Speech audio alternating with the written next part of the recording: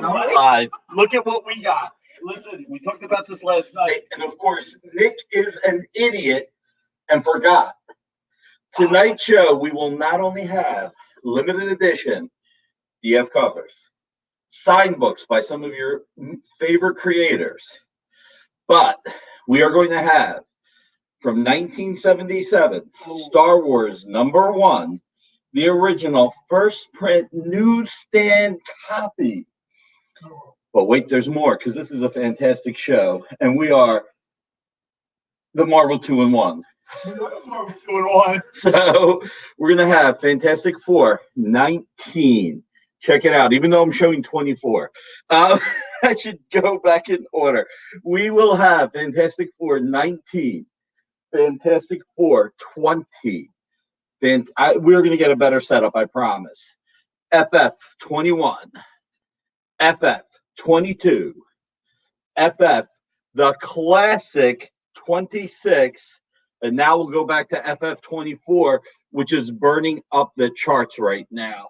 We will be showcasing those. Not only that, but for tonight's show, we have Remarks, Jose Delbo and Mariano Nicieza, Han Solo. We have the Action 1000. We have Marvel Zombies Age of Ultron, Ken Hazer. Walking Dead, Ken Hazer. Darth Maul, Ken Hazer. BB-8, Ken Hazer. Baby Yoda, Ken Hazer.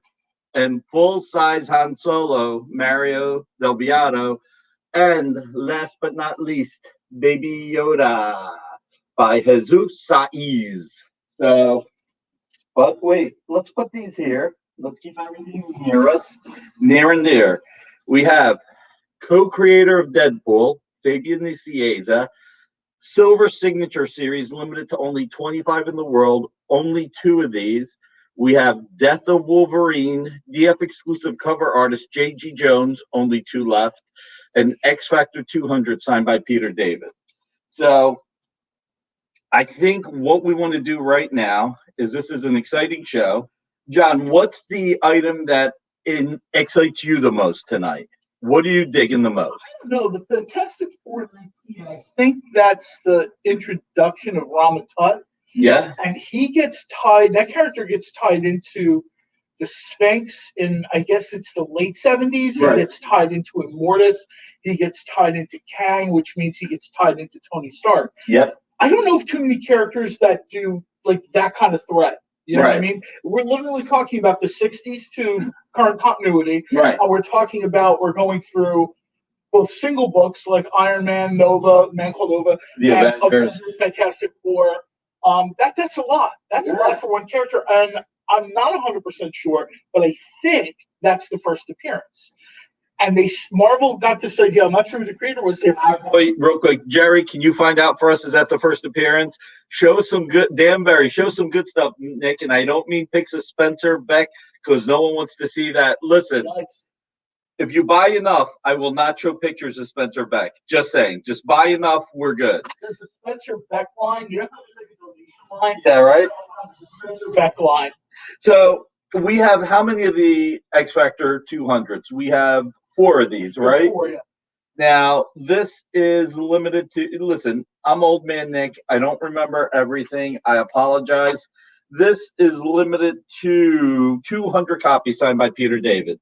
Now, we have this bad boy at an MSRP of $29.99, which is a very good price. We have 5 of these. I'm sorry, 1, 2, 3, 4, and 5.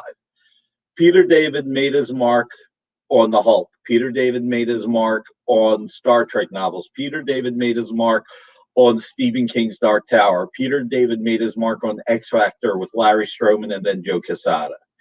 And X Factor, you know, he's just that great of a writer, and he's been that great of a writer going on 35 years. I mean, this is a man who started in Marvel's marketing department and went from being in marketing, much like Kurt Busiek, to being one of their most prolific writers.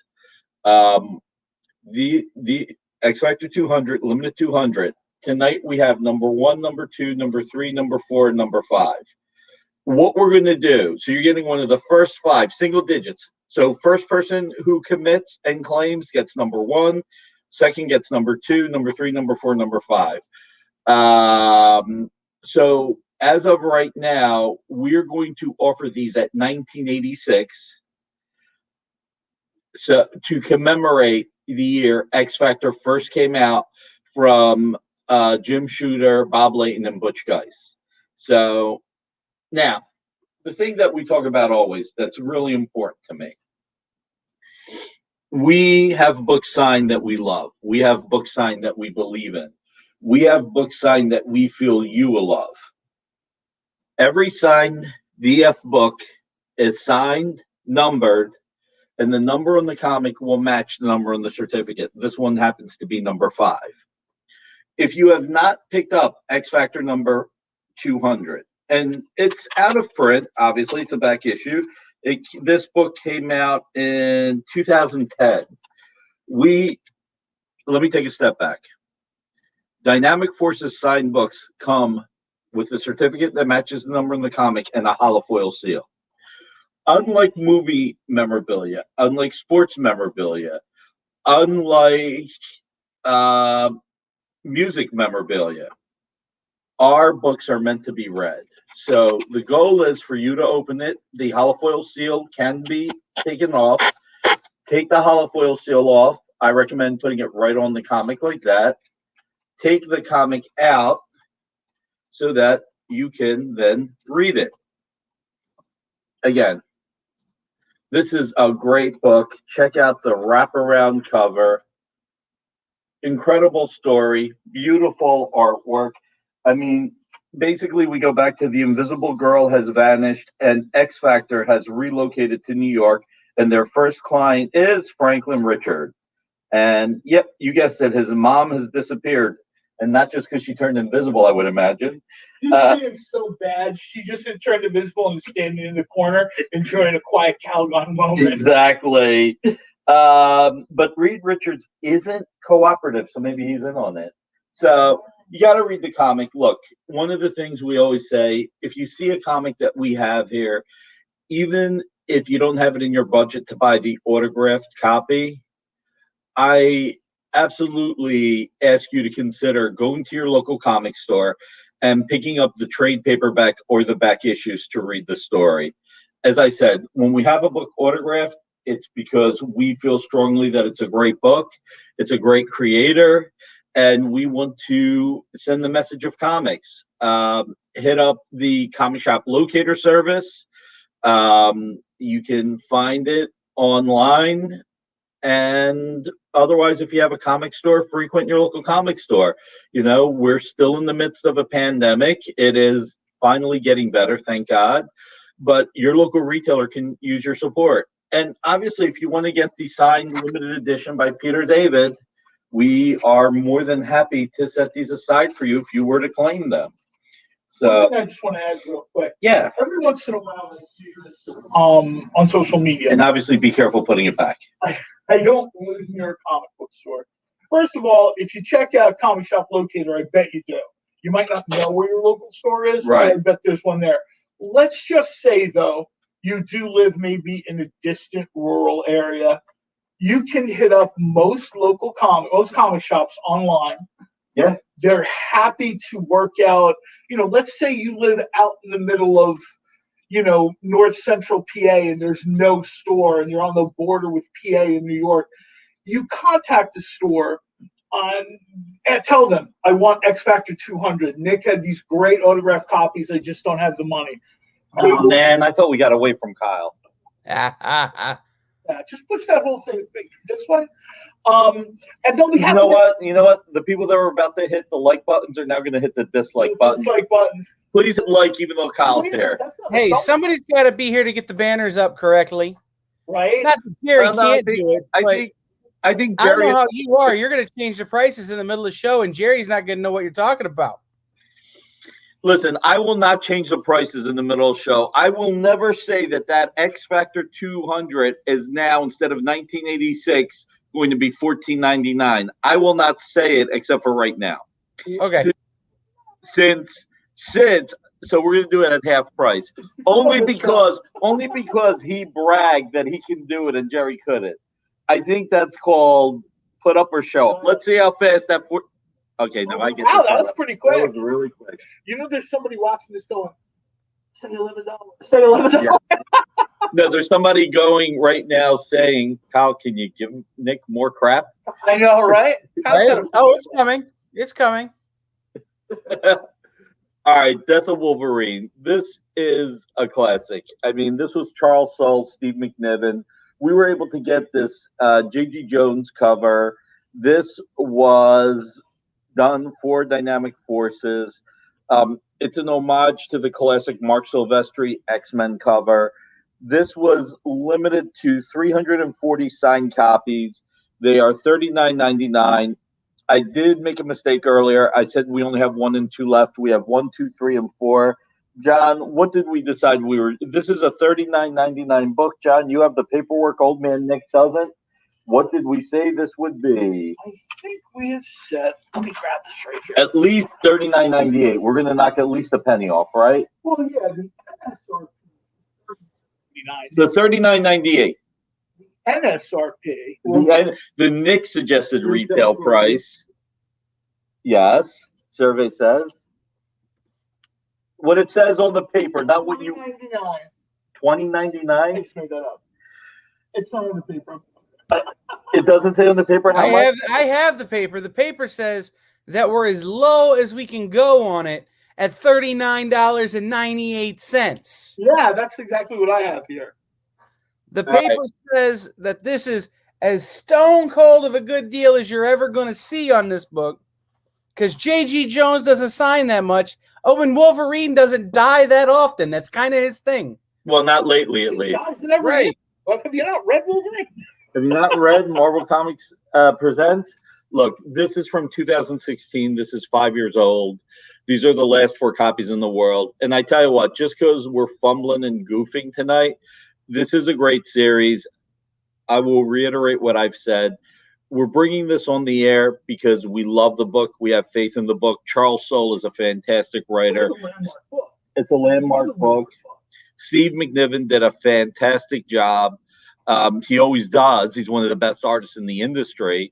And J.G. Jones, look at how much he put into this. But there's only 4 copies left, and it's 1, 2, 3, and 4. And because we were goofing, and I did say that we weren't going to lower this, all kidding aside, but we will do this at $35 tonight. We will do it at $35 because Nick B loves comics with John C. So if only Kyle's last name began with an A or a D, you know? Yeah, then we would have the ABCs or the BCDs. Exactly. Anything Kyle can do, I can do better. I agree with you, Jerry. I agree with you. Look, as Dueling Producers, that's our next show, Dueling Producers. This is a great series. I'm going to reiterate what I always say. So this one is number 1 over 340. You'll see that it says number 1 over 340 right there. It is very small. You'll see that it says number 1 on the certificate. Okay. If you have not read it yet, I highly recommend that you pick it up to read it. I highly recommend you take the holofoil seal off. Again, we specifically place the holofoil seal. We pay extra to have it so that consumers can take the seal off to be able to enjoy the comic. And, you know, it's really odd. You know, you sit there and go, why did you get 340 signed? Well, we were getting 400 signed. And then 60 of them came back damaged enough that we destroyed them. So what are you going to do, right? I mean, when you say so damaged you destroyed them, do you mean that like you shredded them, or like when you say you destroyed them, how did you destroy them? I find it fascinating. You ripped them in half. We ripped them in half and put them in the ball. If that's amazing. Yeah. Yeah, there's like a DF standard. If they're not, you know, if they're not very fine plus to near mint, why bother? Well, I just imagine that Nick is sitting at home just giggling and tearing pages out of books. And no, Nick is sitting at home crying, not giggling, crying. That's fair. That's fair. I always struggled when I had to, do something cover off to return it. Well, I always hated stripping the covers. That 60 copies not being read. Forget about not being sold. It's not being read. And comics are meant to be read. Oh, by the way, just really cool, because this is a DF cover, Marvel puts a DF add-on back, so I thought that would be cool to show. No, I mean, the harsh part is, look, it's not like we can sell damaged copies of signed books. Oh, sure. And so you can't sell them as unsigned books to put them back into the fans' hands, because then fans who have them signed with a certificate, I mean, I guess we could say, and these 60 were damaged, so they're cheaper. I don't know. $7. Yeah, exactly. There's a business model there. But it's look, I mean, that's just the way the world works, and we want to make sure we bring these to our fans. So this is number 1, number 2, number 3, and number 4. So first person gets number 1 or the number they choose. Second person gets number 2 or the number they choose of what's left. Third person gets number 3 or the number they choose of what's left. And fourth person just gets what's left. But you're looking at 1, 2, 3, 4 of 340. So you're being guaranteed one of the first 4. And again, Charles Soule has really made it as a writer, deservedly so. Oh, yeah. I mean, leading up to this, and since this, Star Wars, everything he's worked on is just fantastic. And we couldn't be prouder to be fortunate enough for him to be part of this series that allowed us to get a J.G. Jones cover. And look at how beautiful that cover is. Mystique, Sabretooth, Professor X, Jean Grey, so many characters. It is all from Wolverine's history. It just rocks. It is so beautiful. Yeah, that's one of those books that. Yeah. But even if you're not, like, I'm not the world's biggest Wolverine fan. I couldn't tell by the sideburns. I know, right? I get that. Unless you're going for Sebastian Shaw. I like Sebastian Shaw. He's a misunderstood character. As something to own, right? Collectible. It's amazing. The cover. It is. This thing. So this is, and look, as we've said, if you don't have it in your budget to buy this and you want to read it because we're talking it up, and it is a great book to buy, even if you can't budget buying the signed book right now, we get it. Not everybody can. And if you're enjoying the show, the one thing I would suggest is go to your local comic store or order via mail from your local comic store if you can, or any comic store, and get either the series or issue 1 to try it, or get the trade paperback. It's a fantastic story. It is absolutely, positively 100% fantastic. And I will guarantee you will love it. Matter of fact, I tell you what, I'll guarantee you'll love it so much that if you buy the signed one from us tonight, and if you haven't read it, if you buy it, you read it, and you don't like it, 30-day money back guaranteed. You can send it back if you don't enjoy reading. That's how committed we are into our presenting books on the air that we feel you will love reading. If you buy us by 8 o'clock when the show is over, and you buy it to read it as well to enjoy, and you did not enjoy it, you can send it back for a full refund. So that is Death of Wolverine right now. Now we're going to do something really, really, really crazy special, okay? So just because I want to put in something that's really affordable, I want to put in something. I'm going to put up 2 Star Wars books. We've got Star Wars Chewbacca. This is written by Jerry Dugan, art by Phil Noto. The remark on the cover is by Mariano Nicieza and Joe Del Beato. I'm sorry. I'm getting confused with the other one. I apologize. This is by Brian Kong. And Brian is very well known as a artist who does sketch cards, and the sketch cards art go for a lot of money. Now, how much is this? $89.99 or $99.99? I can't remember. We're at I got to get a new intern. All right. Well, regardless of what the value is, we're going to do this for the first two people only, $19.77. That's a full-on sketch of Han Solo. It's remarked. Brian Kong. Go to eBay, check out what his sketch cards go for. You can get this right now for $19.77, and Kyle's sitting there going, "That's not what you said in the paperwork, Nick." What did I say in the paperwork, Kyle?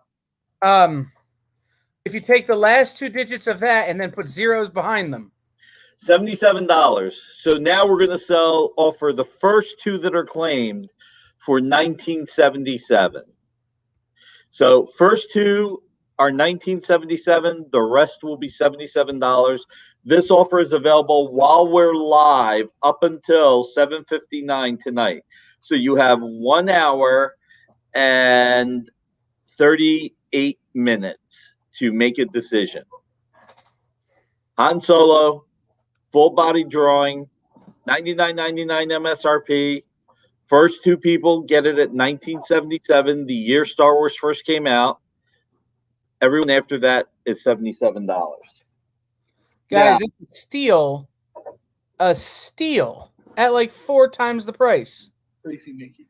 Some of the paperwork has the prices somewhere. No, not on that. We are going to have, this is going to be fun. All right. BB-8. We have a sketch cover by Ken Hazer of BB-8. Now, this is a little bit of a, I guess what I would call a less intricate sketch. So this is what we're going to do here for tonight on BB-8. If you thought we had fun on the other books, we're going to have even more fun with this. And Kyle can't buy it. And Jerry, I love you, unlike Kyle, who I don't love. Jerry, I love you, but you can't buy it either. First fan who buys this gets it for $10. The rest of the fans, what do we have it for the rest of the fans? I mean, we're going to take a loss on it, but I want to have fun. Again, Star Wars Force Awakens. You notice Kyle hasn't said anything. He's really mad at me now. No, I'm having to type this out because you didn't send these to me in the notes. Yeah, Tom, Kyle, and Jerry get it for $10. Everybody else, $77. Certificate of authenticity, so that you know that it is Ken Hazer who did this. This is a great deal. This is a lot of fun. We're doing this tonight. Like I said, the sketch here isn't as intricate. So, although we did pay full price, I'm having a friend buy it for me. Is that how it is? texting someone, buy this now. I'll give you $10 when I see it. Oh my God. That's too funny. I'll abide by the first non-Kyle or Jerry, but I just want you to know I changed my name to Steve this weekend. Oh, did you really? Yeah.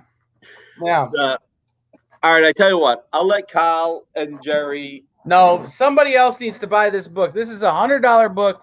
Wait. You hold on a second. You didn't let me finish. First of all, the experience is Reverse Fight Club. Please let everybody know. Hit that like button, hit subscribe, hit hearts if you're enjoying it on Facebook. Share everywhere if you would not mind. We would really appreciate it. Notifications so that when we go on. Yep, you're aware. Know. But this is almost always Reverse Fight Club.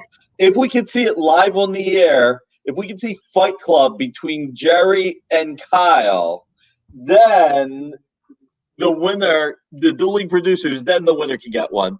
How much is shipping? Shipping is $9 no matter how much you buy, Dan, as long as you're in the continental United States. It's a little bit more in Canada or outside North America.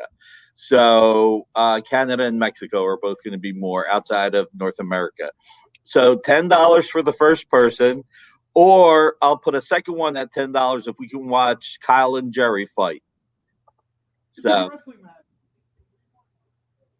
it's a remark on the poll. That's the book. Yeah. The problem is that I'll gourd Jerry. Oh no! And he'll go down, and then he'll come back at me with like metal ring chairs, and I'll go down, and it'll be a no finish because no one can get the cover. Well, even worse. Once you guys are both down, you won't be able to come back to us to actually show the comics. It's true. So, all right, ladies and gentlemen, this is Star Wars Force Awakens, Ken Hazer, BB-8. We are having fun. We are offering the first one at $10. This is an $89.99 book. The first person can have it for $10. All copies after that will be $77. Both are great prices. I'm going to show it up close. This is original art. Even though you said it's not like as intricate as some of the other stuff, and it is, the line art is just, to see the line work is just amazing. Dan, I know you bust my chops when we're on Clan McDonald. I don't know that you're allowed to do it here either. If you are cheap, we'll call you frugal. If you are frugal, $10 plus $9 shipping is a good deal. Yeah, plus, on $100 book. On $100 book. Plus, if you buy anything else, it's still $9. So you got to remember, we got to cover shipping, handling, insurance. We got to make sure it comes to you well. This isn't going in an envelope and just it doesn't matter what condition it gets to you at. So let's do this real quick. We are going to do a quick recap. We only showed 3 items, right? Yeah, we showed. Well, 4 items. So X Factor 200, signed by Peter David, limited to 200 signed copies. We have the first 5 available, and we're doing this it's a $29.99 MSRP. We were going to do $19.86, but just because Kyle said that he can make changes quicker than anybody, we went to $14.99, and he proved himself right and me wrong. We offered, we haven't gotten to this yet. We will come back with Fabian Nicieza Deadpool. We showed Death of Wolverine, J.G. Jones exclusive cover. Daniel, you missed a good one, but I'm about to show it again. Death of Wolverine, J.G. Jones, limited to 340. Only the first 4 left. $39.99, and we were not going to give a discount, but because we were having fun with it, we decided to go to $35. First 2 people, Daniel, Brian Kong, full sketch of Han Solo. This is a $99.99 comic. First 2 people will get it for $19.77. Everyone after that, it's $77. And Dan, yes, I know you give crap to everybody. That's why we're all having fun. And then Star Wars Force Awakens BB-8 Ken Hazer sketch. We're going to lose money on it and have a little bit of fun. This is just $10 for the first person. This is a $89.99 remarked book that we are okay with losing money on because we want to spice things up for our diehard fans for the first person who jumps on. We're going to commercial, but we will be back in 2 minutes with more cool collectible comics from Dynamic Forces. Big news is on the way. 2 brand new sales shows and 2 classic shows are returning to the experience this week. Sign up for our mailing list to learn more.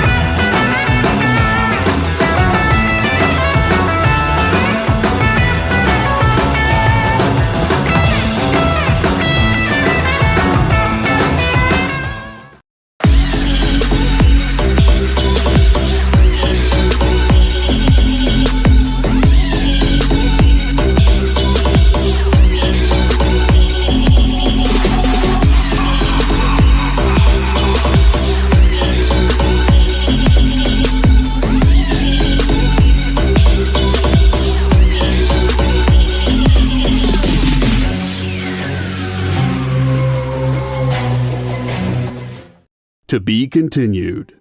3 little words that hold the secret to the next great story. 3 words that will thrill you, confound you, give life to new possibilities. Every variation of To Be Continued is a promise of adventure, a promise of excitement, a promise of unseen wonders and unexplored worlds.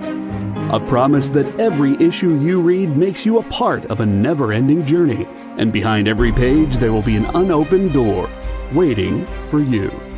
This story to be continued at your local comic book shop today. Visit comicshoplocator.com today.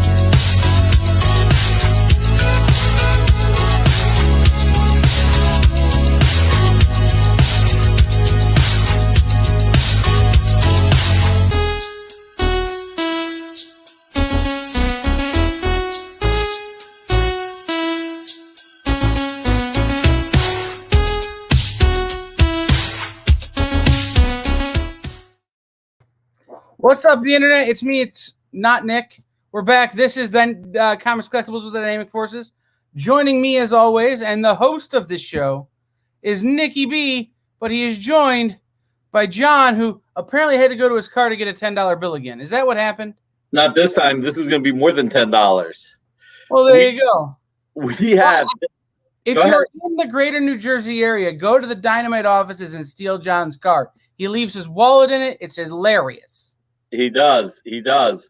And I got to tell you, it's a good thing I love him because he decided to take a break in the middle of our pitch, which unprofessional. Unprofessional.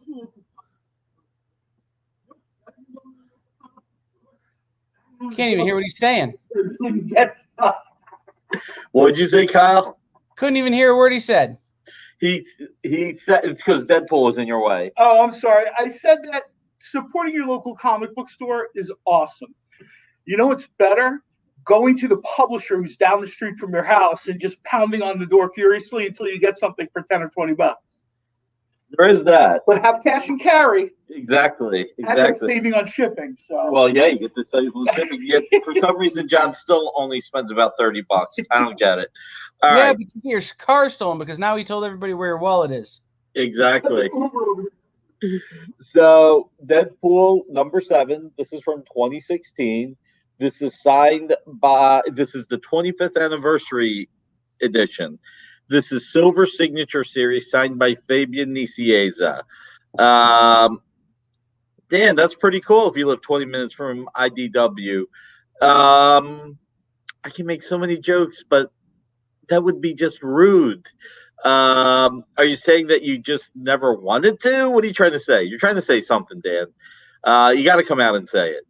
All right. So this is Fabian Nicieza's Silver Signature Series. We have number 4 and number 6 left. Normally, these are $69.99.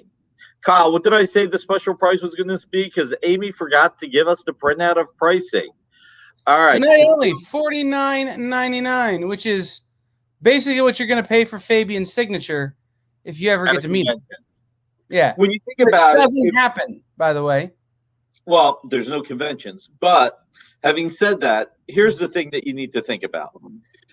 If you did one of the promotional mail-away signatures for Fabian, I believe his signature is $20 a signature.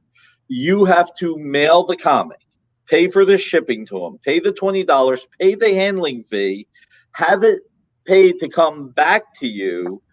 I think it might cost you more than $50. Last time I did one, because I did one on a New Mutants 98. Right. About 2 years ago. The signature itself was almost $45. I think it might have been $40. Okay. I mean, and that's, you know, him signing it, and it, you know, that included all of the, like, just the signature. Then I had to pay for grading, had to pay for shipping, had to pay for all this other kind of stuff. It was a ridiculous amount of money I paid. This is a way better deal on a comic that you can read. I'm never gonna be able to read that book. Well, here's the thing that I'll say. So when did Deadpool first appear? In New Mutants 98. Yeah, what year? I don't know. 19,999. I don't know. No, it doesn't sound right. I'm just trying to drive the price up here. So anyway, I believe. Hope you got a nice grade. Hey, did you get a nice grade on that New Mutants? No, I was very disappointed. 1991 was the first appearance of the Deadpool in New Mutants 98, and I was very upset with my grade. You know what makes me feel like a complete bumbling idiot? This is the 25th anniversary. It's 5 years later. I couldn't have figured out 1991 myself. So because Nick is stupid, we're going to do the Nick is stupid clause. We have number 4 and number 6. If anybody claims it in these 2 hours, they will be $30 for the 30th anniversary. Keep in mind, this is the Silver Signature Series. We only did 25 for the 25th anniversary. Fortunately, they all came back in good condition. We did not have to destroy any. Each will come with a certificate of authenticity. The number on the certificate will match the number on the comic, number 4 and number 6. So these are going to be $30 each. These are $69.99, limited to 25 in the world. The signatures really pop as a Silver Signature Series. And I guess on this one, I'll be nice since Kyle is not as nice as I am. And Kyle or Jerry can buy them if they want this time. All right, guys, this book is $1 per year since Deadpool's debut, or $30 if you want to look at it all as one big deal. So signed by Fabian, regularly $70. It's a $40 savings. And limited to 25 in the world. Look, Fabian Nicieza is an incredible writer, and he's left his mark in our industry. Everything, I mean, and not only New Mutants and all the other titles that have come since. I mean, he made New Warriors with Mark Bagley. I mean, he's just fantastic. He's been around. Someone else who started off in Marvel in a separate department, then writing, then publishing. I think he was actually in the manufacturing department and cut his teeth and became one of the most popular writers our industry has ever had. You know, this is quite possibly one of the most recognizable characters in the last 30 years, if not the most recognizable new character in the last 30 years. We have it signed by the co-creator, Silver Signature Series Edition, limited to 25 in the world for the 25th anniversary. And you can have it now for $30, which is a steal. I can actually say that unreservedly. I may not be able to say it in English, but I can say it. Specifically, this is like a really, really good deal to get. Like Kyle was saying, if you try to a la carte this, you know, where you get you find the book and this and that, you're going to spend a lot more money. Plus, it's a hassle. Literally, you just post claim, and you know we get your information, and the book is going on. Exactly. You claim it, you put in your order, we charge it. It goes out that week. I think Daniel has, he got his first shipment fairly quickly. This week we were a little backed up with work. Not sure if he got his second shipment yet. He can let us know, but we were able to take care of it because we love our fans. We love our customers. So what shall we do next, Kyle? Want to switch to how about Dan Barry says he's down the street from IDW. Oh yeah. Now this one's super cool. All right. So, not that any of our books aren't. Star Trek Green Lantern, signed by Jay Lee. This is the Spectrum War, DF exclusive cover, gold elite signature. First shipment came lightning quick, though. I'm glad you got the first shipment. Second shipment should be to you soon, and we should be all caught up now. Just had a lot going on. Yeah, guys. If you bought stuff last week and you're still waiting, that's on me and Manny and the staff there at Dynamic Forces. We were working out some kinks in the system so that never happens again. So you'll get them a lot faster from now on. All right. So we have 25 copies. Again, 25. Because when we get, this is the Elite Gold Signature Series. This is an $89.99 comic. DF exclusive Jay Lee cover. Gold Signature Series, limited to 25. We have number 4, number 6, number 10, number 11, number 12. Only 5 of these left. We are going to have fun. You know, Star Trek first appeared, I believe, in 1966. Mm-hmm. I was about to say 4 or 6. September 9th, 1966. But Hal Jordan first appeared in 1959. So this is an $89.99 book. We have number 4, number 6, number 10, number 11, number 12. Tonight, $89.99 book, 1959. Dan Barry, if you can go to IDW and get your copy signed by Jay Lee, limited to 25 for free, I get it. If not, you should buy this. Just to support Dynamic Forces, IDW, and DC, and CBS, and Time Warner, AOL, DirecTV, AT&T. Hey, John, slap him on the back of the head. You need to hit the reset button. I know, when he gets to IBM, go to commercial. Right. If he starts talking about Hal, we're in real trouble. Right. Or if I start going into the Kinney parking systems where they raise the money to make Warner Brothers, don't talk about the mobsters and the mob money. Don't go there. Okay, I won't go there. Allegedly. No. All right, Daniel's taking the Star Trek and the BB-8, $10. Yes, you're the first one to claim the BB-8, so you get it, my Dan, friend. you're the first non-Kyle and Jerry. There you go. And Daniel, what number do you want on the Star Trek Green Lantern? We have number 4, number 6, 10, 11, or 12. So you get the pick. Look, everybody, this is a really cool series. I found it really enjoyable. We had these signed Elites Gold Elite Signature Series. $89.99 books. You're getting this at $69.40 off. Daniel wants number 10, so let's set number 10 aside.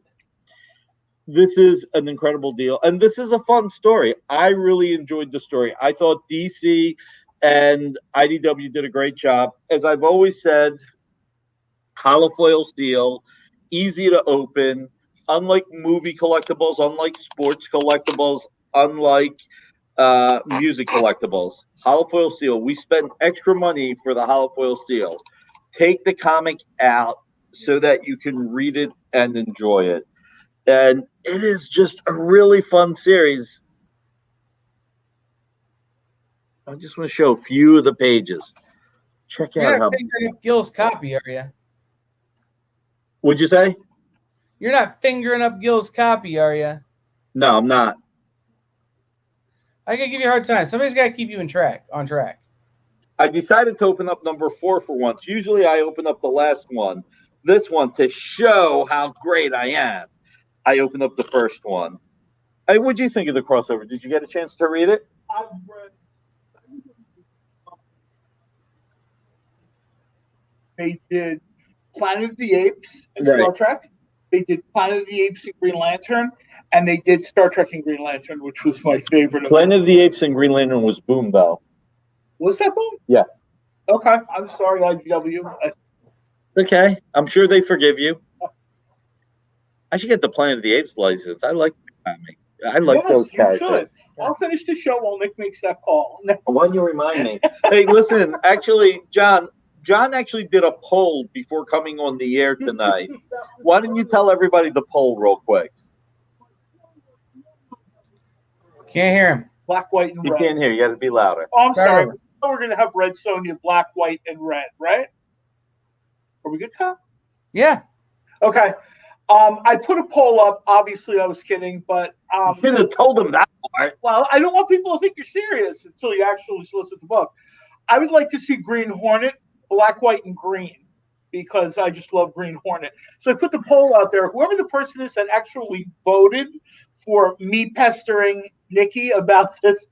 Well, tell him what he had three options. The choices were Green Hornet, black, white, and green, Green Hornet, black, white, and green, or Green Hornet, black, white, and green. Somebody picked the one in the middle, which is probably always the way to go. And I told him he missed out on the opportunity of having all of the above. So no lie, with Green Hornet, you know, they've got Batman black and white, and they've got Batman or Superman red and blue. With Green Hornet, I would love to see that. I think it would be a great way, especially to revisit some of those pulp Green Hornet stories, you know.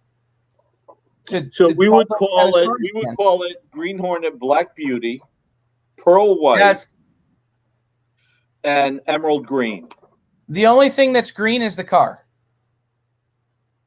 No, the car's black. Car's black. No, I understand, but because you're going to call it Black Beauty, you make the car green just to be contrarian. Nah. So edit that and Hey, post. What do you think? What do you think? It's as good a joke as you've ever made on this show. Oh, I've made worse. Trust me. After that, we need an Emerald signature series. Exactly. All right. Speaking of Emerald, now that we showed the Emerald Warriors with one of the coolest, most progressive TV series of all time. I mean, when you think about Star Trek and what they did, I mean, they really, really pushed the envelope. It was so much that was in Star Trek ended up being the real world, with the exception of teleportation. Listen, I'm not going to freaking become the Fly. I will tell you that. I believe this is AAPI month. Star Trek was the first show to regularly feature in the ongoing cast an Asian American. Yeah. That was just stuff you didn't see back then. Yep. You might have an Asian guest star or an Asian character actor, they used to call them back then, but you did not have an Asian in the cast on a network show. Right. On an ongoing basis. Right. You also had your first interracial kiss on that show. First interracial kiss was on that show. Star Trek also adopted Desilu's production methods, which at the time almost no shows were doing. The way they make Star Trek, there's a reason why it looks the way it does. They were almost not going to do Actually, Star Trek is a Desilu production. Yeah. Yeah. Desi Arnaz, who never gets the credit, everybody thinks he's Lucy's husband, Right. Babalu, the whole thing for the show. He was actually an innovator in television production behind the scenes.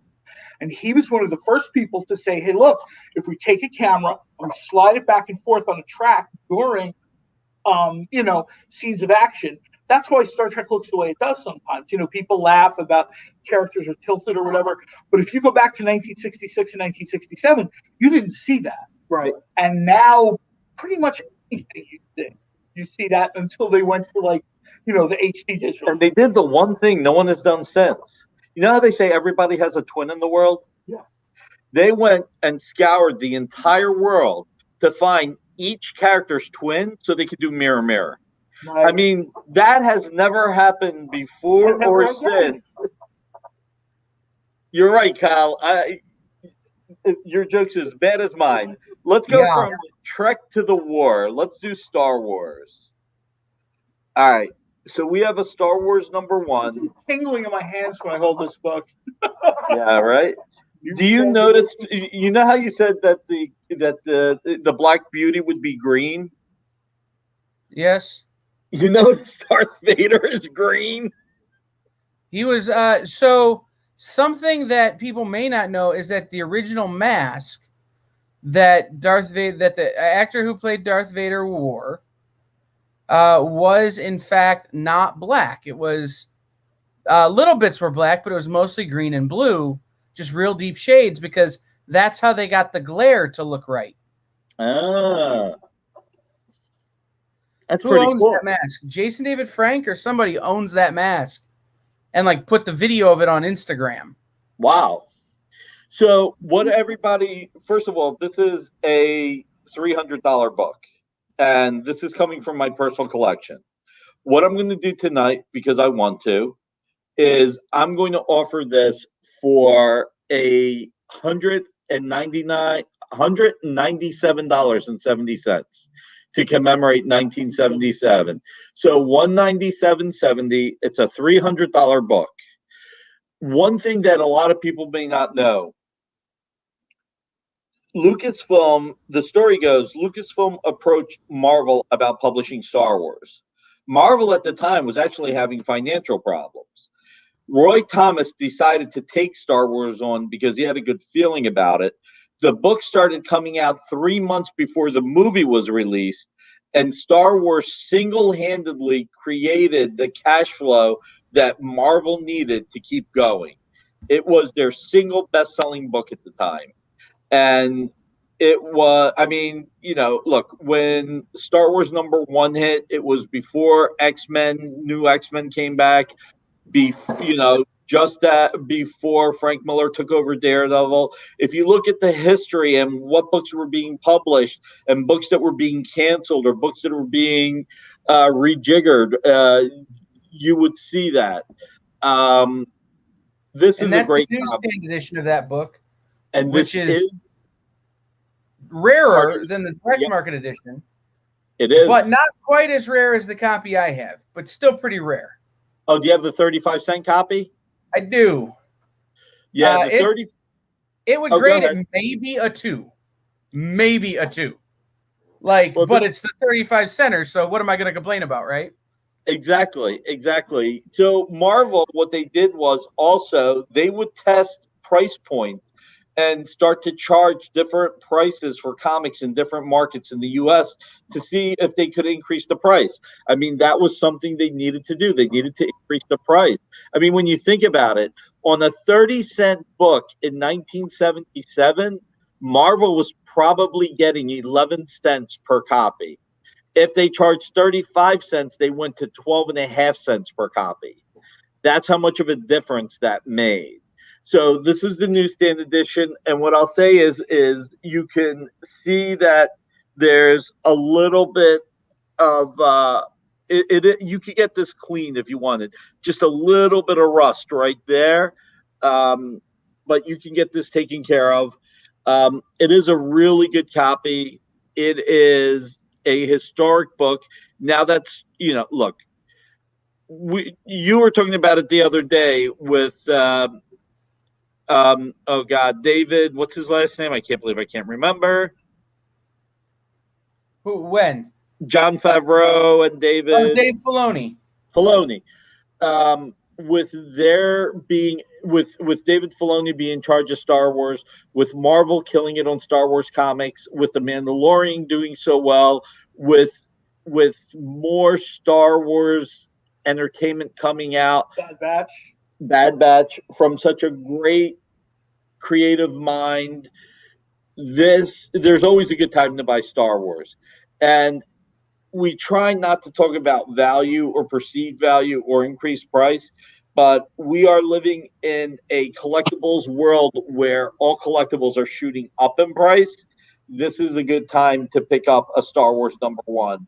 It will always be a good time to pick up a Star Wars #1. And let's talk about who did the interior art on that book. Howard Chaykin. Yep. Here's a funny Howard Chaykin story. He was asked what he thought about the popularity of Star Wars. You know what his answer was? If you ask him, it was probably pretty mean. Yeah. He said if he would have known it was going to be this big of a deal, he would have done a better job on the art. I love how when you talk to Howard, he's super, straight with you about how he feels about stuff. That's the one thing about Howard is he never pulls any punches. Yep. But I can never get him to talk about comics. All he ever wants to tell me about is restaurants where I need to go and eat. By the way, you got the price wrong. It's $197.70. We're doing $19.77. Okay, I tried to get you $2 more, dude. Nah, it's not fair to the fans. So we will close this out at 197.70, the year Star Wars first hit. Let's do this. Let's do a teaser in the FFs again, because Kyle's going to touch on something.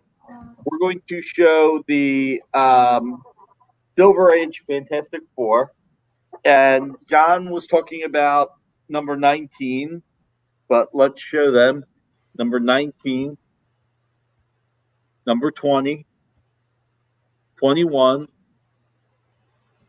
22, 24 that Kyle wants to talk about, and 26. So, Jen, are you talking about the Star Wars? Or I think she's talking about the Star Wars. She is talking about the Star Wars. Well, if no one else buys it, it is Jen's. So, real quick, we're going to come back. Jen, it's yours. First person to claim gets it. Talk about this real quick, John, before we go to break, and then we're going to talk about the whole run when we come back. About Rama Tut. What were you saying? Because Kyle wasn't here for it. Rama Tut is one of those characters. You're sitting around talking about the Marvel Universe. That might not be the first name that comes out. That might not even be the second or third name that comes out. When you look at Rama Tut, take a second and look at how he's connected. He's connected to a bunch of time-traveling characters, which are connected to the Avengers, which are connected to the Fantastic Four, which are connected to singles books like Iron Man. When you look at like the foundation of the Marvel Universe, there's one of those little tiles in there that's Rama Tut, because he's connected to Kang, Immortus, Tony Stark. Hold that thought. We're going to commercial. When we come back, we'll finish talking about this Silver Age FF. Cool. Press the button, Jerry. Jerry, do the job. Now. I got you.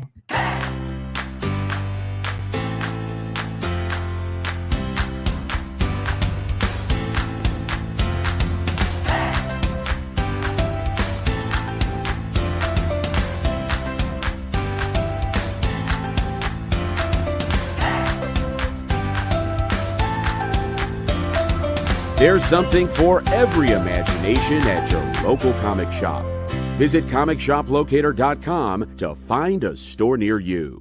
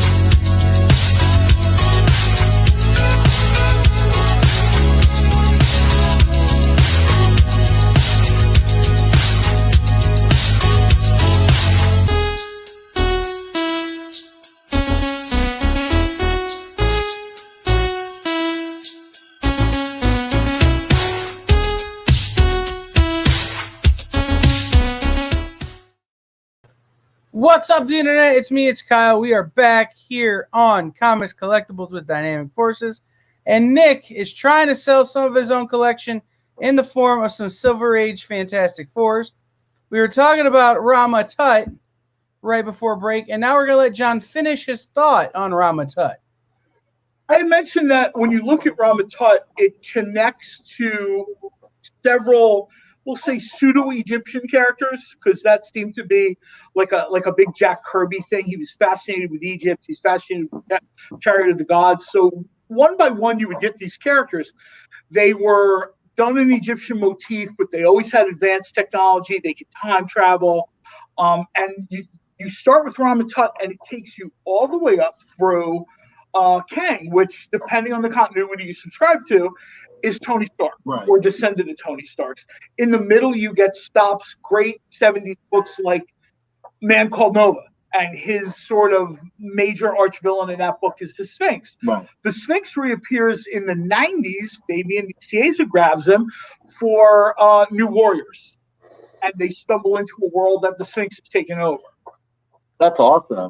It's the through line is incredible. Yeah, it's low key. It's not like, like if you say Doctor Doom, even if you don't read comics, everybody knows what that is, right? You say Ramatut, and then you stop and think for a second. Yeah.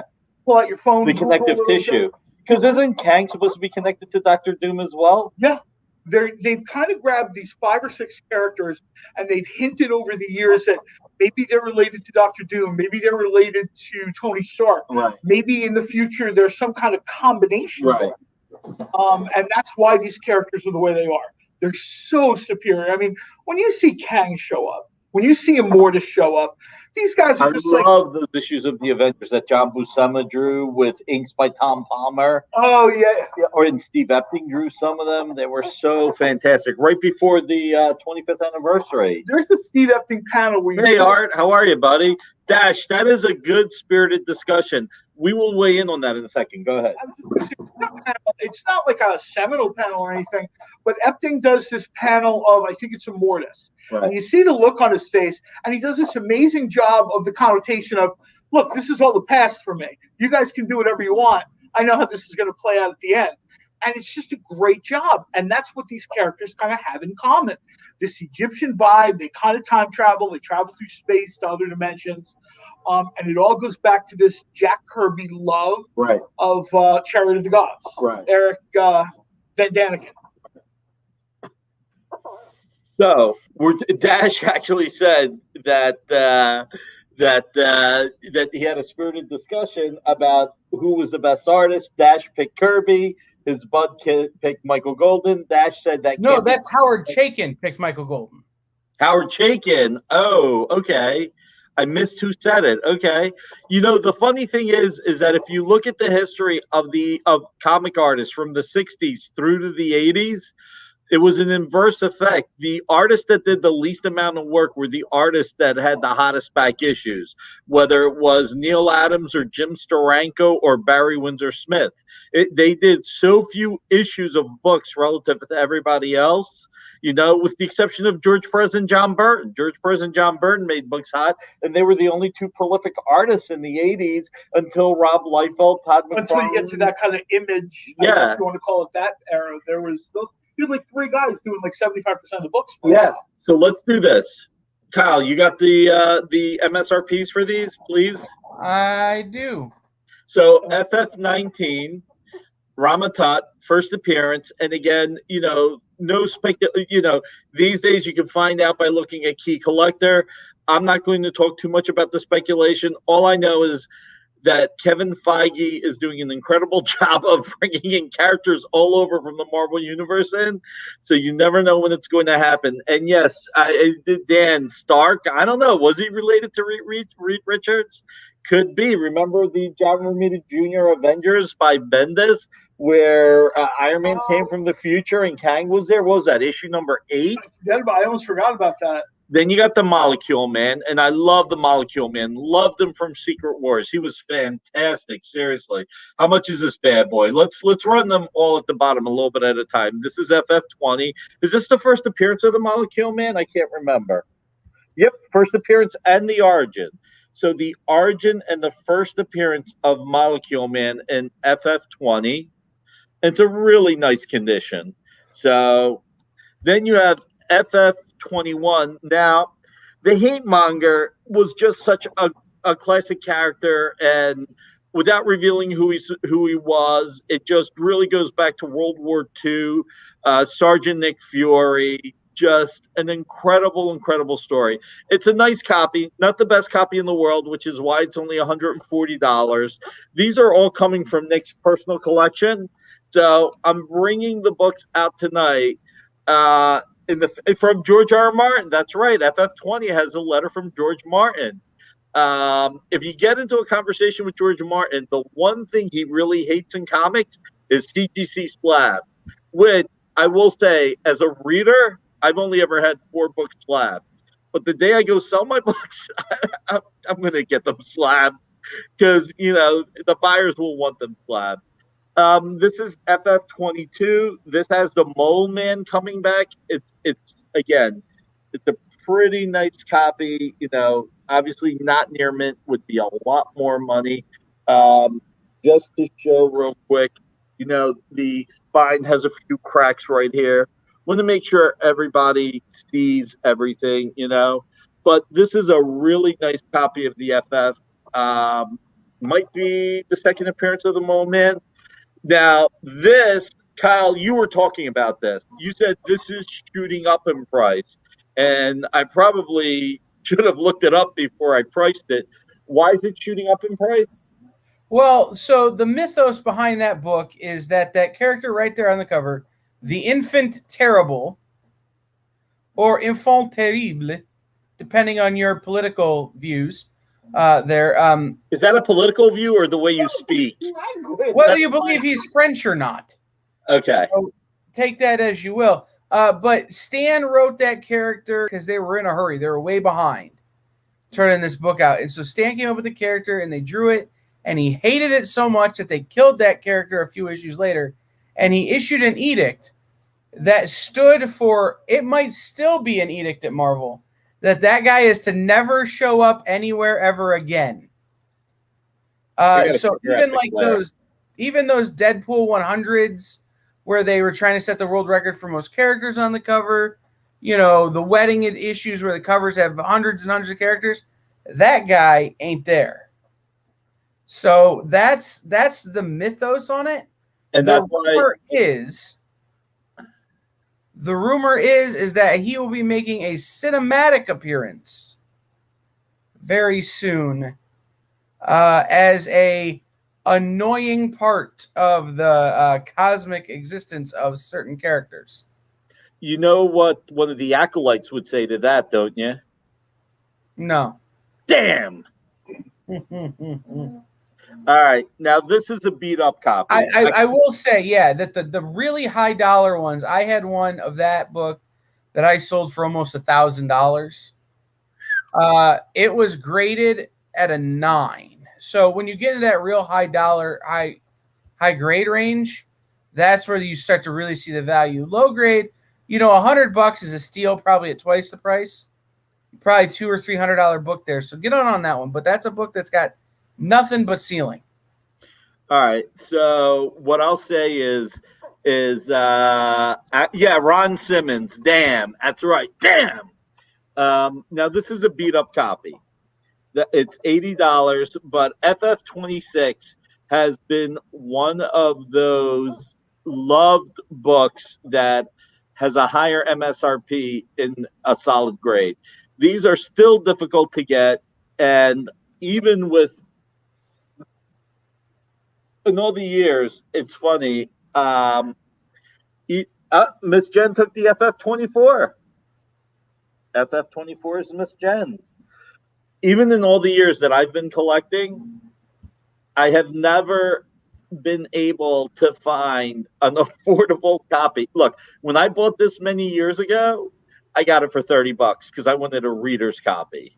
So, $80. If you've never had a chance to get it, if you want to read it, it is the Fantastic Four, the Avengers, all fighting the Hulk. It is just a great story. You've got everybody from obviously the Fantastic Four, but you also have Thor, Giant Man, Wasp, Captain America, and, featuring the galaxy of the world's most thrilling guest stars.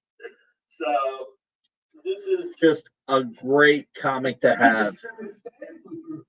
right? And if the Spirit of Stan was a cheesy Italian boy.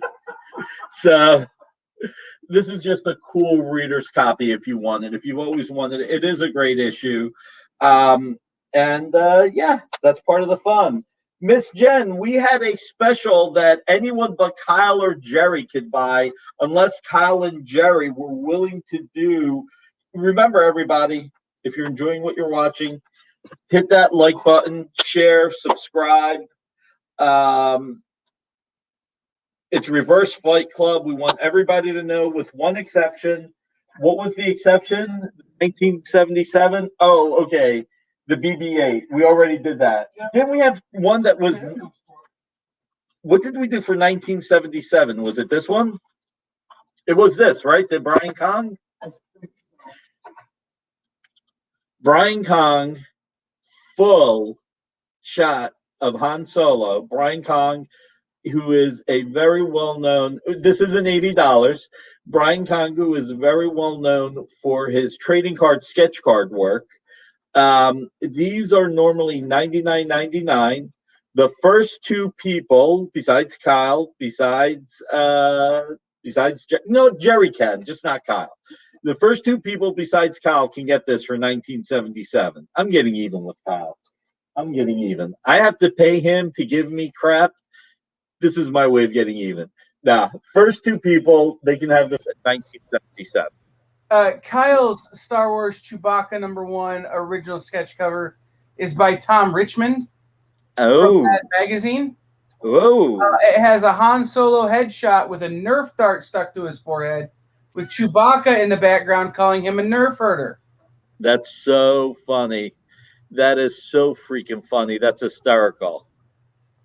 That's one of my, like, I've got a lot of blank covers that I thought over the years I'll sell some, just so I could buy other things. When I wanted to buy art, I sold some blank covers that I had sketches done. That's one that is at the framer because it will never leave my house. Wow. Tom has a sign on his table that says, headshots X price, busts X price, full bodies X price, Wookiees $10,000. Wow. But I've been buying blank covers from him for years and years and years, and he cut me a great deal. It was less than 10,000, but it wasn't zero. Cool. By the way, Dash claims one of the two at 1977 of the Han Solo. So one to Dash, that gives us one more at 1977, and the rest are $77. Look, we are bringing you incredible pricing on our books. We are building up these shows. We want to reward you for watching us.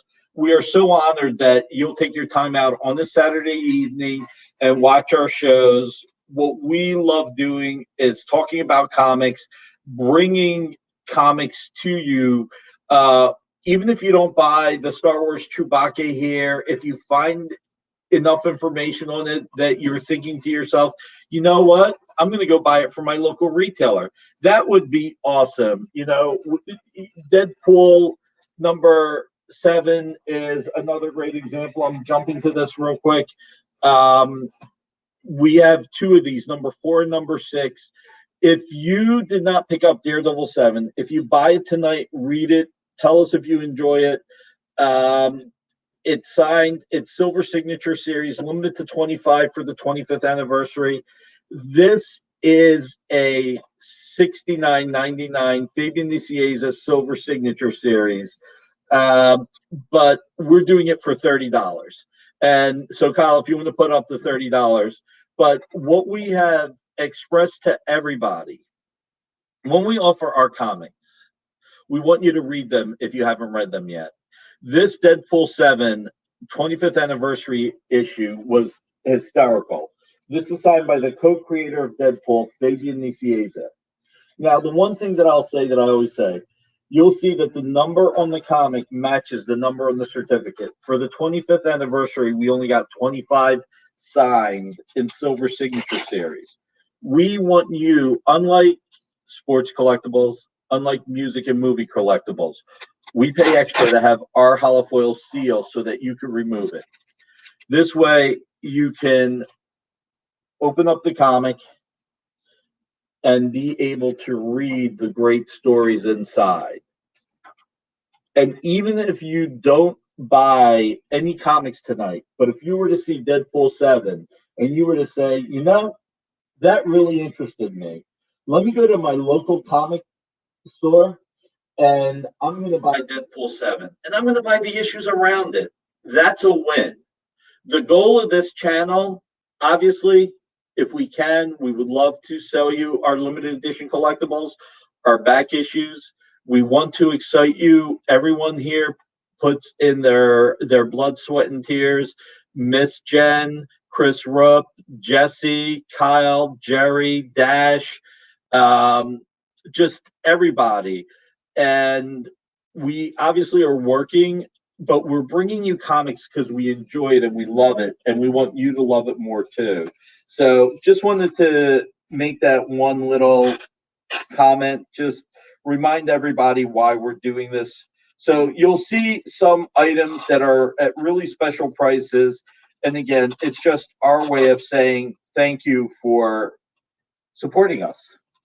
And we're just having fun, and we want to bring the fun to you. So I'm going to do something that's going to be fun.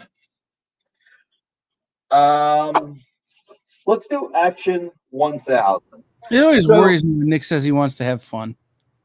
We have, well, Ken wanted to have fun when he did this. He did the logo, the Action logo for Action 1000. And we were creating this, and we raised some money for Breast Cancer Awareness Month, which is why he did the Superman logo, the S Shield in pink. What did we say we were offering this at tonight? I mean, this is an $89.99 remark. What were we shooting for, Kyle? And how many units do we have? I don't have this note. This is one that you added last second. Okay, so we don't know how many we have.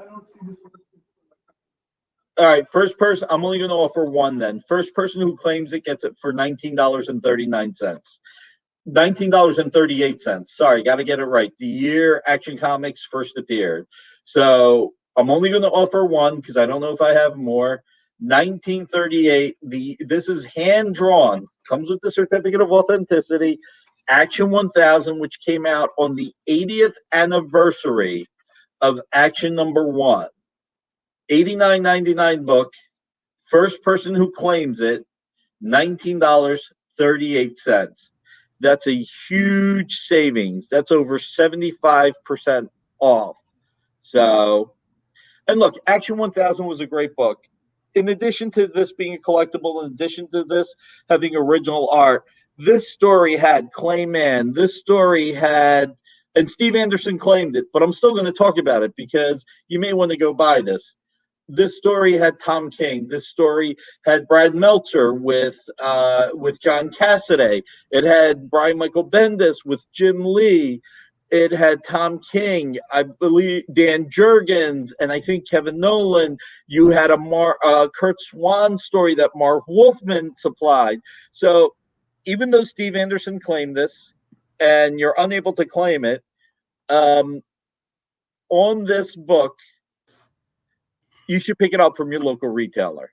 It is a great read. It was a truly, truly well done commemorative 80th anniversary issue 1000. And my hat's off to DC. And I have to tell you, the books leading up to this, the Dan Jurgens run of Action Comics leading up to this, were just fantastic. If you want to look for those back issues, Dan Jurgens is still one of the best writer artists that has ever worked on Action Comics. So even though we sold it and I'm still talking about it, I'm still talking about Dan Jurgens, the message is still the same. Go to your local comic store. Please support them. They can use it. And speaking of support, there were some amazing variants for that book, by the way. Like, they had a variant for every different decade since Superman had been created, including some really, really great ones by some iconic Superman artists. So, well, you had Jim Steranko. You had Neil Adams. And Jerry Ordway. Michael Cho. There were fantastic covers. And beyond that, you also had all the retailer exclusive covers. We were really fortunate Dan Jurgens and Kevin Nolan did our exclusive cover. Not only did Dan Jurgens and Kevin Nolan do the 90s covers that you could order, but they did an exclusive cover for Dynamic Forces that we had last week, and we'll bring it back one day. That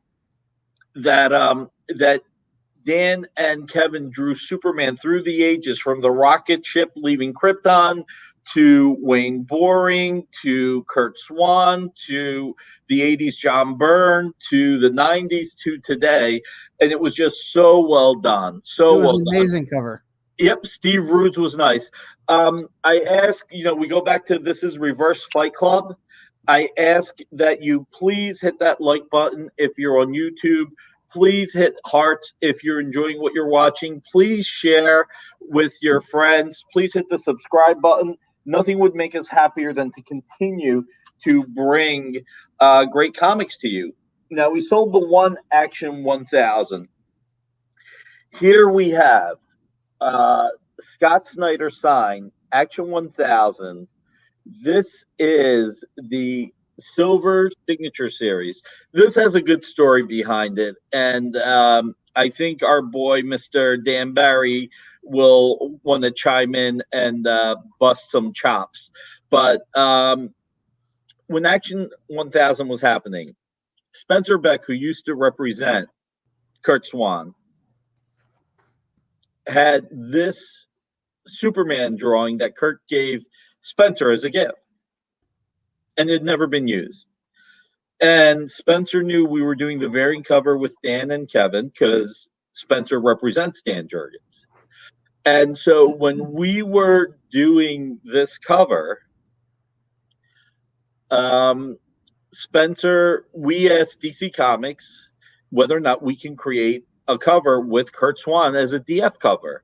Now, it was incredible that we were able to do this on a piece of Superman art that had never been used otherwise. DC Legal went through the machinations that they had to go through, check with the Swan family, get it approved and everything. And we were able to create an Action 1000 DF cover using Kurt Swan art from the Artist Choice. We were able to get 25 of these signed by Scott Snyder as a Silver Signature Series book. And we were talking about how great the stories were. Again, you had stories by Dan Jurgens, Pete Tomasi, Marv Wolfman, Jeff Johns. I forgot about Richard Donner, Tom King, Louise Simonson, Paul Dini, Brad Meltzer, and Brian Michael Bendis, as well as Marv Wolfman. In addition to that, you had so many great artists. You had everyone from, again, Dan Jurgens, Norm Ratman, Patrick Gleason, Kurt Swan, Butch Geist, Kurt Schaffenberger, Olivier Coppel, Raphael Albuquerque, Clay Mann, Jerry Ordway, Jose Luis Garcia Lopez, Kevin Nolan, John Cassidy, Jim Lee, and Scott Williams. Again, a great issue to get. I'm sorry? I think three of my favorite covers. There's this one, there's the other one you did, the Dan Jurgens one, and the Garcia Lopez. Oh, the Garcia Lopez are three of my favorites. Oh, I was just sitting here thinking about those. No, they're great. So this is limited to 25. We only have 7 left. We have the first 7. We have number 1, number 2, number 3, number 4, number 5, number 6, number 7. See, I can count. We have 7 left, and they're $50 each. This is normally an $80 book. This is limited to 25 in the world. It is Silver Signature Series, and you can see Scott's signature right there. So this one happens to be number 7 out of 25. The number on the certificate is number 7 out of 25.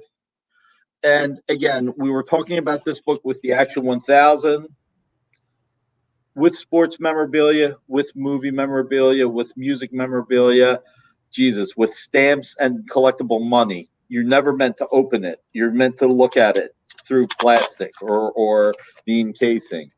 We pay extra to have our holofoil seals be able to be removed so that you can open up the comic and read it. What we need to do is pay extra to get that holofoil seal sound changed. Well, it sounds terrible on microphone. Look at this beautiful artwork. It was such an amazing book. That Kurt Swan cover so nice. So look nice. at that. Look at that art right there. I want to show it without, God, it's so beautiful. And again, just be careful reading it. This way, you're not damaging it. These 2 pages are just out of this world. And again, this is the DF exclusive Kurt Swan edition. You see the DF logo on the back. And just so beautiful. Just so beautiful. Here's the Kurt Swan story. The funny part about this Kurt Swan story is this was a unpublished story that Marv Wolfman owned the original art to. What happened was DC back in the day in the all the way through the 70s, DC did not return original art. No publisher returned original art till Neil Adams and others really pushed them. DC used to hold on to the original art. And what they would do is they would either destroy it or give it away. As sad as that sounds, yes. So they actually had someone who, the reason why you see a lot of Golden Age original art cut in 3s is because DC would have them cut in 3s and thrown out, but then some people took them home. That's what happened to the Golden Age art. If you were a youngster like Marv Wolfman and went to the DC offices for a tour, they would give you original art as a gift, because back then they viewed original art as not having any value at all. They viewed it as not having any value at all. So Marv was able to get those pages by making multiple trips to DC. And I think on the 3rd one, he said, well, I've got 2 pages from it. Can I have the rest? So he was always a entrepreneur as a youngster. But anyway, that's how the Kurt Swan story made it in here. Look, this is the 80th anniversary. We only have 25 copies signed by Scott in Silver Signature Series. We have issue 1 through 7. If you're the first person to order it, you can have number 1 or any number you want after that. Second person can have either number 2 or whatever numbers are left as a choice, etc. So I believe we're going to our last commercial break until we come back, and we will see you in a few minutes. And if you want to share it between now and we get back, please do.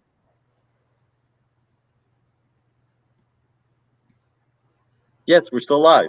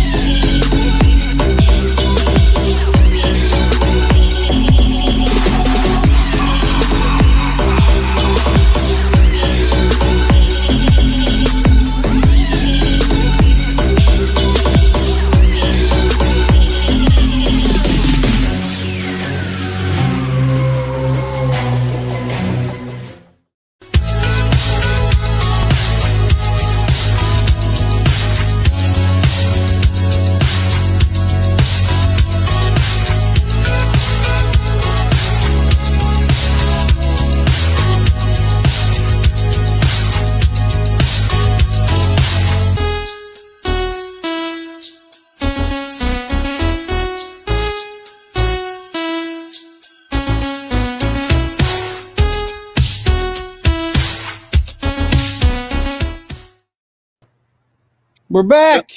We are back. This time you came straight to us. It's funny. I was looking at the commercial, right? And I was thinking about the time I appeared on the Home Shopping Network with Scott Hanna and with John Creemans. John Creemans is a great guy. Scott's a wonderful guy too, and a fantastic artist. We'll be showing something he painted for us fairly soon. But I have to tell you, my first few times on TV were so terrible. I did a show with Jimmy Palmiotti and Billy Tucci. And for those of you that know those guys, those two are hysterical. I'm surprised you get a word in edgewise. I'm telling you, I was so nervous. Trust me, I didn't even try to get a word in edgewise. So they decided to play a prank, and they bought that silly, like the silly web that you spray out. Silly string, okay. So I'm too old to know this stuff. So they're spraying it while we're live on the air, and I go, "Oh, look, it's Spider-Man shooting his web shooter at us." I made freaking Captain Kirk looked like he wasn't fake acting. Jesus Christ, I can't believe I can't remember his name now. William Shatner. I made William Shatner look like he was speaking smoothly. Can I tell you, there is no amount of money I wouldn't pay for John to just pull a can of silly string out right now and spray you, because we had planned something. And to have it not happen is just one of the most disappointing things that have ever happened to me in my life. Next week, John said, next week. Speaking of next week and the coming weeks, we are going to have Ken Hazer appear on one of our Friday shows and one of our Saturday shows. And what Ken's going to do is we're going to have some Marvel DC Dynamite blanks, and Ken will be taking requests and drawing the covers live on the air. Oh, wow. Ken? You request, Ken? I have a crime request, Ken. I want to see Green Hornet. There we go. So we're going to do that. I think we're going to have a few creators come back on the air. We're going to start bringing them back. We're going to start really, really having some fun. We've been working with Humberto Ramos to get him back on with, and I'm going to forget his name, and I email him twice a week. With Joe Damon. Yes, with Joe Damon back on the air. We can ask. Who do you want? Guy. John was asking for Julius Oda, our artist on Betty Page. We are going to have some fun. We are going to bring some free things. You know, we had a lot of fun. Oh, look, we bring you some incredible pricing on a lot of the books because we love the fact that you allow us into your homes. We love the fact that you allow us to showcase comic books and collectibles. The last few weeks have been fun. Last Friday was a little over the top silly. How much was the FF number 20? It is. How much is the FF 20 again? 103 quarters. 175, Daniel. It's a really good price. The condition is pretty solid. You have, on the I just want to show on the corner you've got a little bit of dings there, but it's a really solid book, a really solid price. First appearance and origin of the Molecule Man. So if you are interested, I guess I'll show these real quick again. We still have FF19 with Ramatut, first appearance. Be careful. FF20 with Molecule Man. First Hate Monger with Sergeant Fury. We still have Mole Man return. Mole Man. And the Mole Man and FF26. We did sell the FF24, and we did sell the Star Wars #1. So, but we still have the other books. Last night, Dash, you missed a great one, but we'll have more next week. We sold 2 Howard Porter FF pages. We actually had them at $200 each, which is a steal because Howard is not drawing on paper anymore. Well, it's a steal because they're practically 20 years old, and it's classic Howard Porter during the Mark Waid run. It's also a steal because a bigger deal because Howard is now drawing fully digitally. As I said last night, it broke my heart when he was doing Flash Year One with Joshua Williamson and Spencer. And I said, "Okay, Spencer, what can I do to see the original art first? I want to be able to buy it. Flash is my favorite character." And Spencer was like, "Nick, Howard doesn't draw on paper anymore. It's all digital." I was like, "Well, can he just pick the key pages and draw those?" He's like, "He doesn't even have a drawing table anymore." I'll buy him a drawing table, and then I can keep the drawing table and say, this drawing table was created exclusively to draw Flash Year One 6 issues. And Spencer said, "Yeah, not going to happen." So that's how bad I wanted this. Nope, just doesn't want to anymore. All the detail he when you see what Howard Porter does, all the detail he puts into the books, he absolutely is just so incredible. It's just easier for him to do it on the computer. Yeah. So see, definitely be there next week. All right, cool, Dash. The other thing that we had last night, we actually, Jordan, my boy Jordan from Hawaii, looks like he bought the Green Arrow cover by Howard for $1,500, which that was the one cover where I said, I'm not discounting this. I'm not. And I was like, okay, nobody will buy this. And I wasn't that surprised when you said that, actually, because that page, that cover was just... It's incredible. It's incredible. And you were just talking about the detail, right? I would tell anyone that sees that page, obviously, an image of it, but they look at it, look at the detail of this thing. We talked about at some point, at one point, you see a parking meter coming at the Green Arrow. And if you look at it, like the expired logo is up there. So there's like a little bit of an in-joke. And it's just, that kind of thought and effort to put into a cover. I would even say $1,500 is a good, It was a good deal. It was a good deal. It was a good deal. I mean, I went with what I felt was a fair price. Look, I will put some of my own art, some of my own comics on the air to help attract more people, to help the channel grow. Obviously, I say this all the time. It does not break my heart if it doesn't sell. And if all we do is Kyle, John, and I get to just, shoot the SHIT and just have some fun and talk comics. But at the same time, if I put it on the air, it's a commitment to you. Yeah, we're there. Dash, actually, the $200 were the FF pages, which we estimated to be around $350 to $450, $500 each. The cover was actually $1,500. But still, it was a good price. Let's go to something we have not shown yet. Harley Quinn Special, Year of the Villain. Mark Russell, Silver Signature Series. Limited to only 60 in the world. And we probably sent, if I remember correctly, we sent 75 of these, and 15 of them were damaged.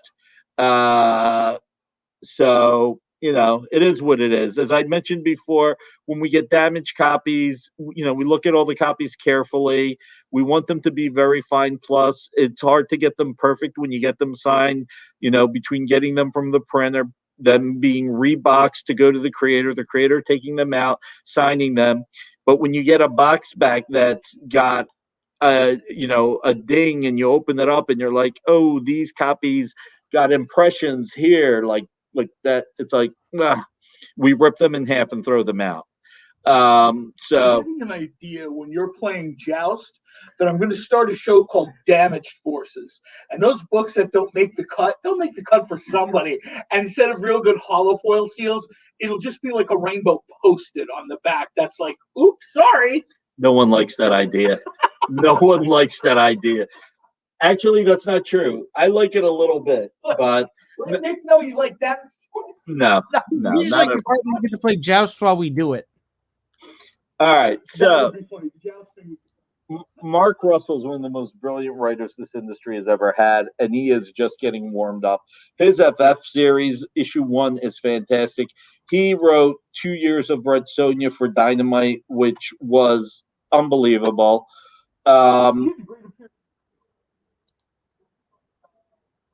We talked about Lone Ranger, and we also talked about his love of what first got me to appreciate Mark Russell, which was his Flintstones book. Oh yeah. It was such a tearjerker. If you've never read his Flintstones book, it's just a great tearjerker. I mean, when Fred realizes that the tree people aren't really war type, that it is them that's doing it, because he sees the doll and he says, what kind of warriors would bring kids to a war? I can't remember exactly how it was said, but it was just so well written and so powerful, and it tugged at your heartstrings. And that's when I knew I wanted to work with him. All of the things to take, like he's doing all the socio-political commentary, right? To pick Hanna-Barbera characters. Like, if you were going to tell the story, that might not be your first go-to, like Snagglepuss or whatever. You know, you might not go to those characters, but to do like the Flintstones, that take on the Jetsons, what does the future really look like? Not great. I'm just sitting there all day pushing buttons, In the 60s, it looked like an awesome cartoon. Yeah. Now, does anybody really want to sit in a cubicle and press buttons all day? Well, apparently, and does anybody really want to see damaged copies of DF books with my face on that?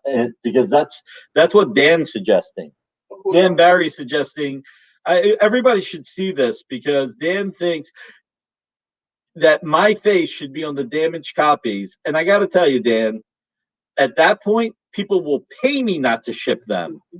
First of all, my face is so rotund, or that's the polite way of saying fat, that my face on a holofoil seal will be bigger than the comic. It'll be wraparound holofoil. Exactly, it'll be wraparound holofoil. And it would just get people not to buy it. So I think it's more economic to just tear them in half and throw them out. But listen, Dan, keep those ideas coming. One of them will actually be a winner one day.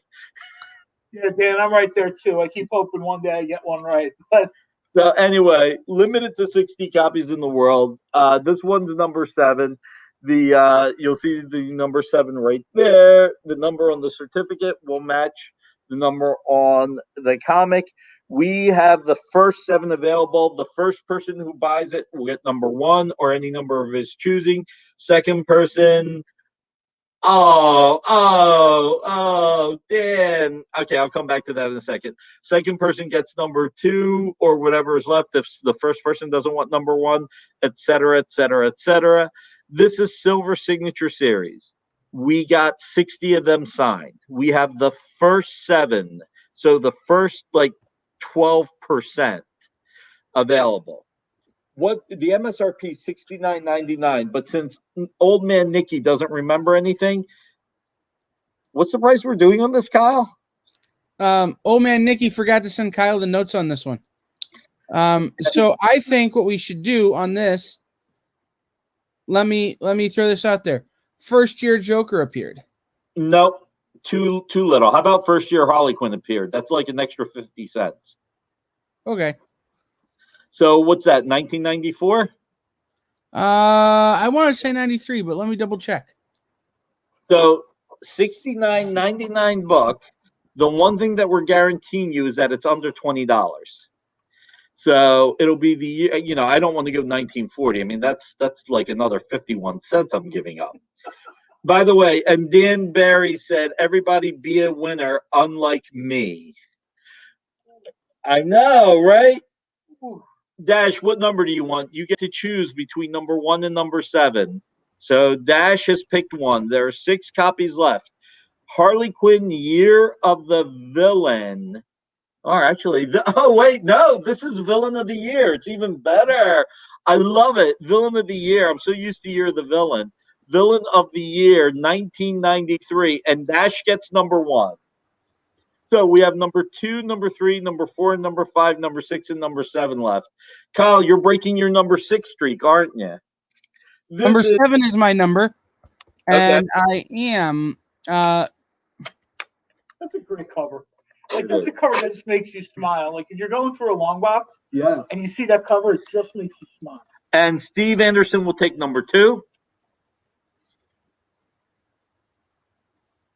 And appropriately, the back cover ad is for the Joker. All right. So, like I always say, the holofoil seal is there for you to open it up, read the comic if you haven't read it. This really is a great comic. And as we were saying, Mark Russell is just a brilliant writer. Look at this classic Harley Quinn in the back.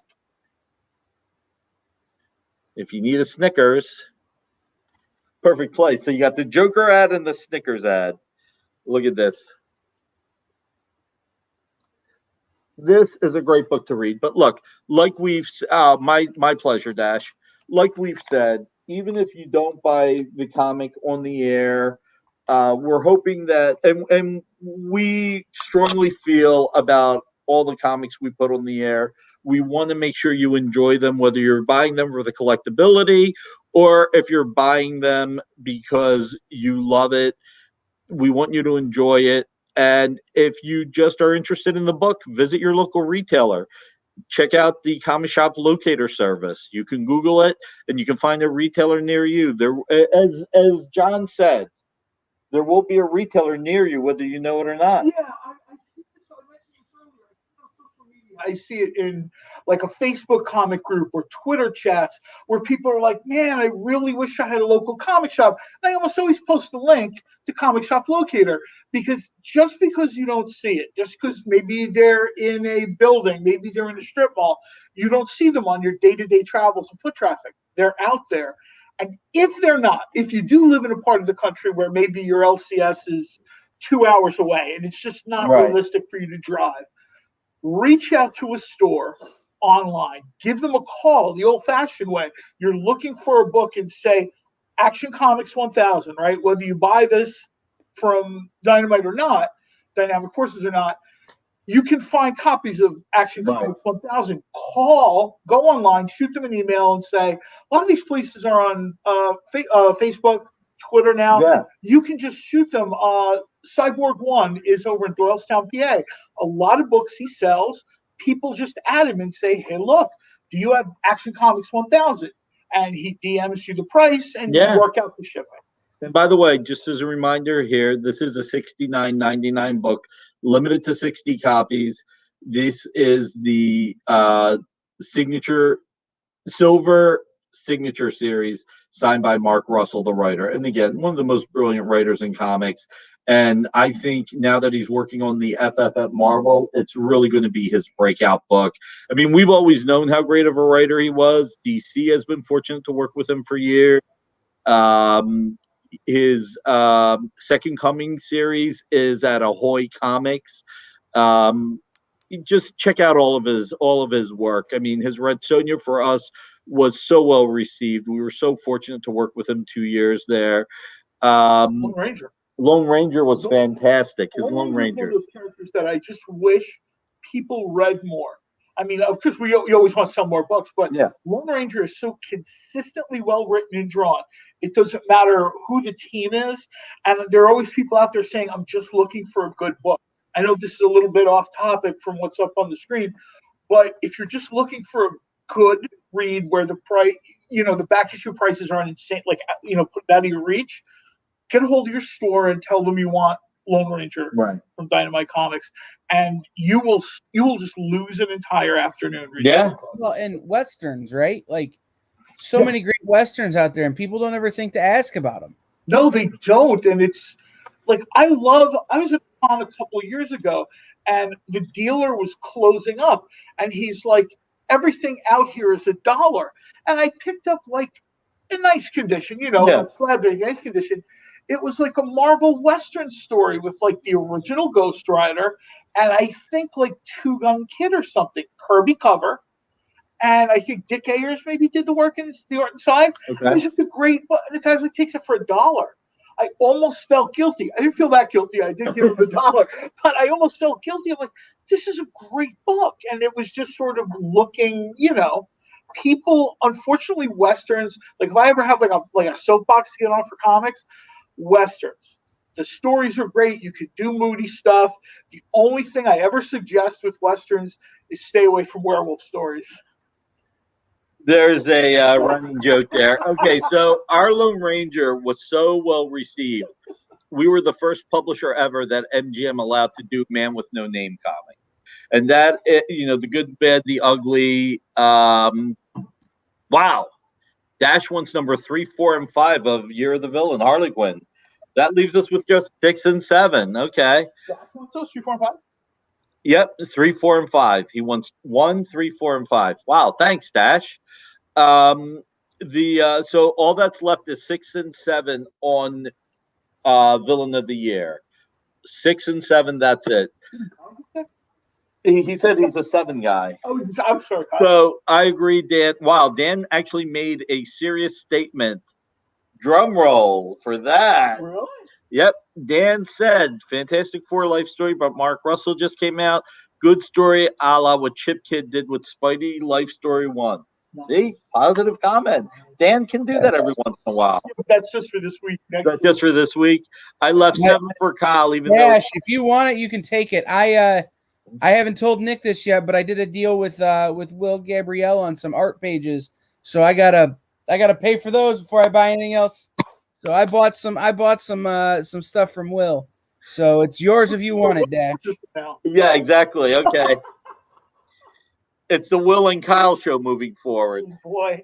No, it was I had seen some stuff. He showed it on the show a few months ago, and I told him that I was interested, and it just took us a while to get it done because we were waiting on to see if he could get a couple more pages from that story.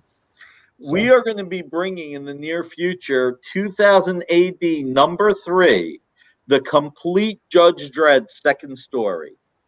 The complete second story we will be showing in the coming months. Save your pennies now. Yeah, save your penny, save your pounds. You know exactly what series I'm talking about then, because the stuff I bought was 2000 AD. Yep, I know exactly what you bought. It took you long enough. Jeez. Yeah. Hey, wait, did I find more pages? Wages. I thought that was my inner voice. That wasn't my inner voice. So on the Lone Ranger, just to go back to this real quick, since we're talking about Mark Russell. So we turned the Lone Ranger down twice. The third time we got it. And this is what happened. We wanted the Lone Ranger. And the first time we wanted the Lone Ranger, they were totally changing the character, totally changing everything about him. It was just so non-Lone Ranger that we were just like, no, not interested. Because they wanted us to do what the movie was going to do. Second time we want to do the Lone Ranger, they say, okay, this is the story we want. Think Unforgiven. That's a pretty good start. That's a great start. It's a great start. Okay. The Rangers chase the Kavanaugh gang into a ravine. They're picking them off one at a time. Okay? That's not the way I remember this origin, but doesn't seem to work. They can't figure out why the Kavanaugh gang isn't giving up. The sun goes down. I went, oh, shit. The moon comes up, and the Kavanaugh gang turn into werewolves. And then they go and attack the Rangers. And Dan Reed is the only Ranger to get away. And that's why he needed the silver bullets. I'm thinking to myself, that's why he needed the effing silver bullets. But I didn't think effing. I thought what the rest of the word meant. And all-time Comic-Con moment. I'm sitting there. It's like a dynamite panel. Yeah. Although the Quentin Tarantino panel was pretty cool too. That was really cool. I'm sitting there and he's telling me. Hey, that was the Dynamite 10th anniversary. Oh, no, I'm sorry. That was the Quentin Tarantino panel. And Dynamite 10th anniversary was here slightly. And he's telling the story, and there's this groundswell. There's like maybe 3, 4, 5 people in my row. And when he's telling the story near the end, we're like, oh no, this is not going to be the silver bullet thing, right? And Nick hangs his head and he's like, and that's why he's got the silver bullet. Yes. And it's like the whole row I'm in, just like we almost fall out of our chair. And then John Cassaday and Warren Ellis, Planetary 19 comes out. And it's the Ballad of William Leather. And if they want the silver, I'll give them the silver. And he tipped the silver in poison so that even if he only shot them and didn't kill them, they would die from the poison.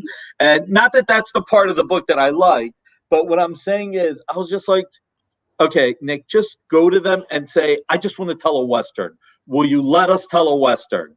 And finally they said yes. And Joe in my office said, let's talk to Brett Breeding. I talked to Cassidy about covers. Joe said, look, Brett Breeding was on the Serenity TV show. He did Wagons in the Sky. Let's have him do Wagons Here on Earth. Actual Yeah. So you look at Snake of Iron. we got only 1 minute, so you got to hurry. I'm sorry, but Go ahead, finish. No, I was going to tell you Western story that you're familiar with. Go find Lone Ranger Snake of Iron. Yeah. They did Hell on Wheels and like the impact of the railroad in the West. And I don't know if I've seen that story told better than Snake of Iron. Right. So if you're kind of jonesing for something Western, go out and look for that. There you go. Awesome. So we have who's coming on after us? So up next is I think it's Dan Wickline with the writers of the James Bond lexicon. Nice. So check out the James Bond books there from the Dynamite Comics. Nice. And then following him is a revisit with Tyler Martin and Amani Latif from Black Comics Universe. Nice. And everybody, don't forget, then Sunday night, we have Fat Jack's Comic Crypt at 6. We have 8 o'clock. We have Aaron from a comic shop. On Monday, Miss Jen and Jesse James comes back, and we have a full week of shows. We'll be back next Friday at 7 with some really great, cool, original art. And we'll be back next Saturday from 6 to 8. And, whether it's our show or anyone else's show, please hit that like, subscribe, hit hearts, and tell your friends about us. Thank you so much for letting us into your house. We do not take it lightly. Thank you all. Have a great one. Bye, everybody.